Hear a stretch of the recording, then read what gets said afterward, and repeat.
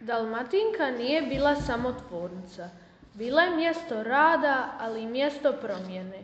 Mjesto gdje su žene prvi put dobile priliku da budu ekonomski samostalne, ponosne i vidljive.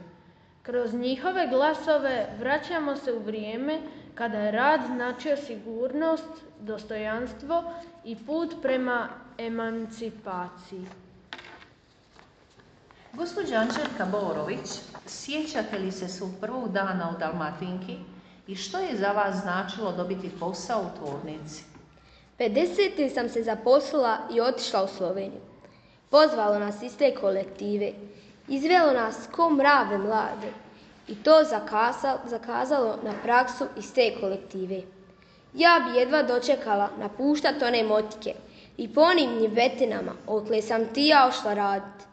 Ja sam otišla 50. u Sloveniju i tamo sam ti ja bila 13 mjeseci. Ka na praksi. Slovenija, Kranj. Ja opet, kako sam ovdje puno radila, tako i tamo bila vridna. Uča se naučila i on ti mene tamo pohvali.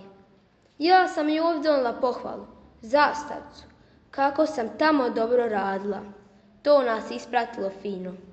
A vamo, čim sam se vratila, odmah u noćnu smjenu da radim. Onda su primali radnike, a opet su ove došli poslije mene. Bilo njizi 2600. Gospođa Mara Đipalo, rođena 39. godine, također se zaposlila u tvornici Dalmatinka, te će nam isto reći što je za nju značio taj posao. Prva generacija koja se zapošljavala, tu su bile cure sa sela, sirotinja. Nije nigdje radila i bila je potreba da se zaposli. Ali tako je to bilo ondašnje vrijeme da se smatralo da ko ide u Dalmatinku da će biti nenormalan. Govorilo se da tamo ima svega i svačega, veliki nemoral, kada je to koranska tvornica. Taj se glas prenosio od usta do usta. Bilo je roditelja koji nisu dali. Cure su morale slušati i ostale bi na selu raditi seoske poslove. Baš jedna, ova je sela, zaposlila se. Dala bi sve da se zaposli. Pjevala bi oj tvornicu debeloga zida, u tebe je sva cura blida. Kad sam se vratila iz Slovenije, bilo nas samo 4 sasluhača, a poslije, ne mogu ni reći koliko ih je bilo, sve se išlo zapošljavati. O svom prvome radnome mjestu u tvornici Dalmatinka par rečenica rekla nam je gospođa Marija Poljak, rođena 1939. godine. Govorilo se, to je kurva. Ona se kurva u Dalmatinki. Bila je ozlogašena, a kako je kuć počela donositi novac i kako se počeo voditi lipši život, tako se polako mijenjala svist u selu. Poslije je svako htio da radi.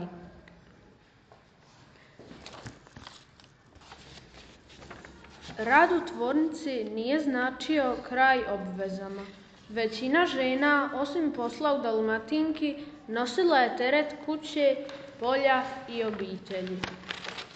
Drage moje gospođe, kako ste usklađivale rad u tvornici s obvezama kod kuće i na selu? Evo, gospođo Anđelka Borović, recite nam vi. A teško mi je bilo da šta. Po kući ne bi znala šta prije. Imali smo kravu, vinograd, kokoši. Radila se kuća. Buđenje u 4 ujutro. Pomuzi kravu pa na rađu. Ako bi radila noćnu, napatila bi se gospe moja. Spavala bi sasvim malo. Gospođa Mara Đipalo će reći svoje utiske. Pogotovo liti. Dođu u kući pa kopaju, kupe žito, kukuruz, cijela popodne radi, a ujutro opet u smjenu ko da ništa nije bilo. Vidjelo se na njima, bile su umorne. Koliko su bile umorne i koliko je bilo teško radnicama Dalmatinke, reče nam i njihov kolega Ivan Đipalo. Nalazio sam radnice umorne, zaspale na strojevima. Prije smjene bi kopale na njivi, pa takve došle raditi. A gospođa, odnosno gospođica Iva Marić, će nam također reći kako je njoj bilo teško raditi i u tvornici i kod kuće. Radilo se na normu. Nisi smija maknuti od stroja. Cijelu noć radiš, a doma i u polju isto. Dizala bi se u 5 ujutro. Težak život bio, težak. Zapošljavanje u gradu značilo je prihvaćanje novih pravila, uključujući i način odjeljivanja. Radna odjeća, posebno hlače, bila je velika promjena za žene sa sela. Neće niko s menom u grad, u crkvu, jer sam bila u vešti. Jedanput sam došla na sastanak u hali, svezala šudar, šotan, travešu. Kad sam ušla, one grakule ka kokoše. Trčeći sam kući otišla plačući. Nikad to više nisam obukla. Najveća muka me bila što sam morala gaće obući. Bilo me stid. U šotan sam išla kući, a presvukla bi se u Dalmatinki. Zbog udaljenosti sela, mnoge su radnice morale živjeti u gradu. Tvornica je gradila stanove, a uvođenje bicikla promijenilo je svakodnevnicu cijelog kraja. Dalmatinka nam je kupila bicikle. Tribalo je naučiti voziti.